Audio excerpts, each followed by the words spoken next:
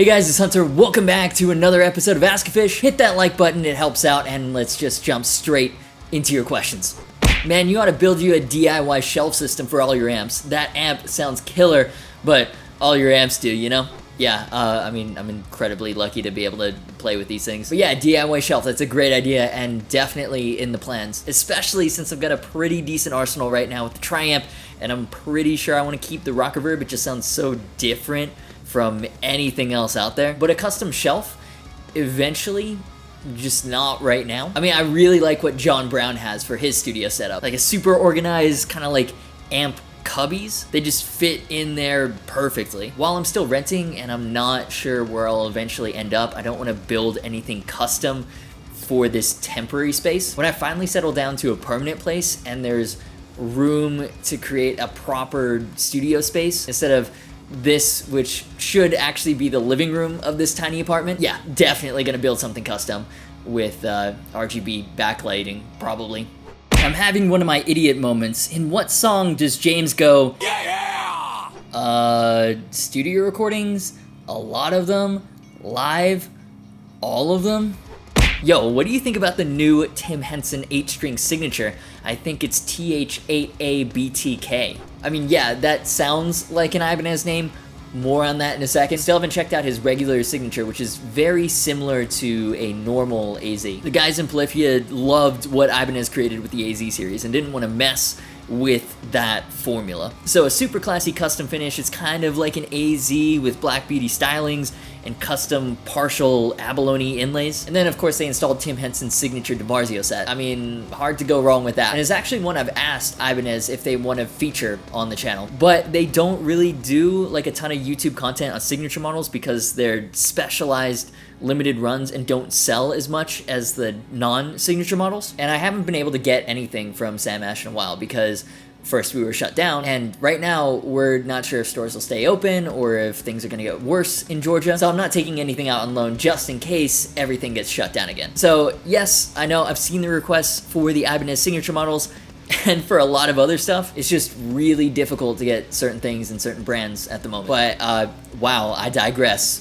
What was your question again? Right, Tim's new 8-string. Basically, they've kept everything mostly the same, except now it's an 8-string. So it's like an 8-string AZ with black beauty stylings. Two changes, it's a hardtail, and it's got dual humbuckers, but other than that, sticks to what made the AZs great in 6-string form. I'm into this. It's an 8-string, but not super metal, as 8-strings tend to be. But in general, why aren't there extended range AZs in the regular lineup? 7-string AZs with those roasted maple necks and stainless steel frets, those would be killer. But yeah, Tim Henson's, I really like the concept. It's like a very classy 8-string, not necessarily built with metal in mind, but you get those extra notes for whatever music you want to create with it. Like, check out the first post of him playing it. It's pretty nuts. The one aesthetic thing, they've kept the inlays the same size as the 6-string, so they kind of look really weird and small on the massively wide 8-string fingerboard. So I would make them bigger. It's also not my signature model. Now, whether this is a one-off or it becomes an actual production model, we'll see. The reason is the name revealed in Tim's Instagram post, THBB8ABTK, Tim Henson Black Beauty 8, Arrest Breonna Taylor's Killers, featuring the brand new DiMarzio HKASBP, her killers are still being paid pickups. So one, the caption has me wondering, is this a custom one-off? And he knew the post would draw attention to the message and the movement, or is this actually going into production? But two, either way, good on him. That's an amazing post, being that outspoken about something that really matters. And I think we can all take something from that. But if it is real, I hope that there's a 7-string as well. 8 strings is just, it's a lot. It's almost like playing a different instrument because the tuning doesn't repeat. The lowest string is an F sharp instead of a G. A 7-string gives you more options when it comes to note choice, but it still feels like playing a guitar. The 7th string is a lower B, so it makes more sense, in my opinion. But yeah, what do you think about Tim Henson's new 8-string? You dig it? Not really? And what about extended range AZs in general? Personally, I'm rooting for a 7-string shell pink AZ, but that might just be me. What's your favorite guitar that has come out this year? I don't know, I feel like my Harley Benton Signature was pretty cool. Other than that, I don't know, all the new releases have been kind of messed up because of the thing that shall remain unnamed. I feel like we need a code name, that way I can just say it without being demonetized. How about the big boba party. No, that's stupid. Leave me your suggestions in the comments. But yeah, I haven't been able to try a wide variety of stuff this year because everything just got disrupted. But I guess here's like a top 5 of guitars I'd be most interested in trying eventually that have been announced or at least teased for this year. The Eastman SB55V, which is like their Les Paul Jr. style. The SB59V is the best guitar I've ever owned. It's like Gibson custom shop quality, and the antique varnish puts it on a different level of class. So I'd love to see what they've done with the Les Paul Jr. Then the Fender Parallel Universe Troublemaker Tele. Basically a 3-pickup Black Beauty in Tele form with a Bigsby. So cool. The new Fender Jim Root Jazzmaster with the EMG Demonum pickups looks like an absolute player. The updated Epiphone Les Paul Prophecy. Affordable, properly modern Les Paul with Fishman Fluence pickups and black burst finishes. Give me that all day. And then the LTD Phoenixes. Both of them, the Fishman Fluence and the Duncan versions, look sick. But yeah, whether there's any inventory left over that hasn't gone to dealers, or whether there's any inventory period, is anybody's guess. I've been trying to contact Fender and ESP multiple times because you guys have been asking about the new lineups. Haven't heard back. Obviously the situation is a little scary in the US, California especially, so please be understanding. But yeah, those are my picks for the 2020 guitars I'd most like to try out if possible. And yeah, I've got pretty boomer tastes. What about you? I'd love to hear your choices. What 2020 guitars would you most like to try, and what do you think are the coolest releases this year? Let me know in the comments. And before we get into the next question, I'm going to give a massive shout out to Jaden Bass and the rest of the amazing supporters over on Patreon who have made this and all the other content possible. After averaging 1 a year, I've actually managed to get 3 mod project vlogs done in 2020 already. I know you guys really like those. I just never had the time before, so yeah, your support is directly resulting in more and better content. If you like what I do, want to directly support the channel as well and get bonus perks like MP3s and tabs to all the demo tracks, link to join the Patreon community is in the description. If you can, I really appreciate it. And now, into the next question. Hunter, there's a brand new sOlAr SIG SiNgLeCuT model. It looks cool as hell. Yeah, remember a couple of weeks ago we were talking about how there's just a constant stream of new sOlAr releases, or more like a raging river at this point.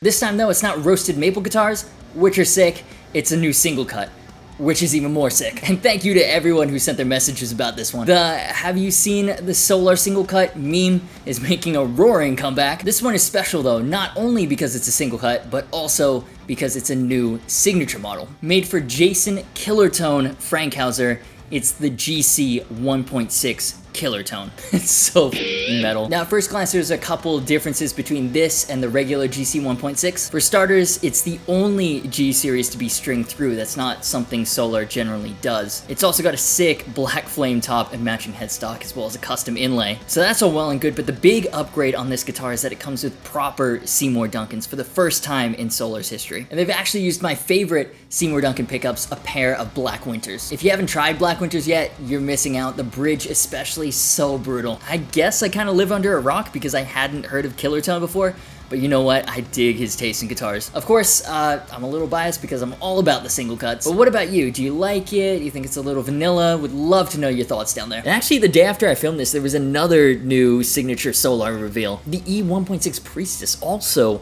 a badass name. Made from Marzi Montazeri, also known as the High Priest of Distortion. Again, I'm sorry his work hasn't quite made it to this rock that I live under, but as far as nicknames go, that's pretty cool. Alder body, maple neck, 25.5-inch scale length, the 24 frets, slightly longer than 24 3/4 inches, and 2 more frets as compared to the other 6-string E types. I'll be totally honest with you, pointy with the Floyd Rose, it's everything I personally do not look for in a guitar. That being said, I did find the control layout interesting though. It's got one master volume, I'd assume that's the one that's close to the bridge for easy access, a master tone, and then a neck volume that's push-pull to split the humbucker. I've never heard of that kind of configuration before. Like usually you've either got individual volumes or a master volume. Not a master volume and then one for just the neck, but not the bridge. But I guess it's cool. You can have the convenience of the master volume and then adjust the neck to taste if you got it rolled back for cleans, or even use the pickup selector as a kill switch if it's rolled all the way down. So definitely not a guitar I'd get for myself, but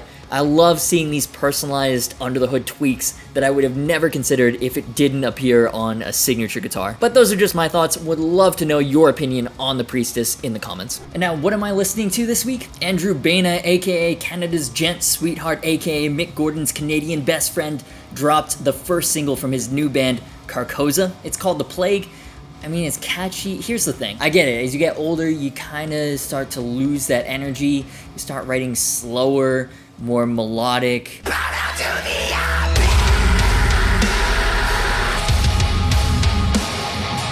I'm kidding, it's fucking brutal as shit. If you like stupid low tunings and insane rhythmic riffage, check it out. Link in the cards. And if you do head over there, make sure to ask him what string gauge he uses in the comments. He loves that. And now, of course, it's time to hear from yet another adoring fan. It's the high praise of the week.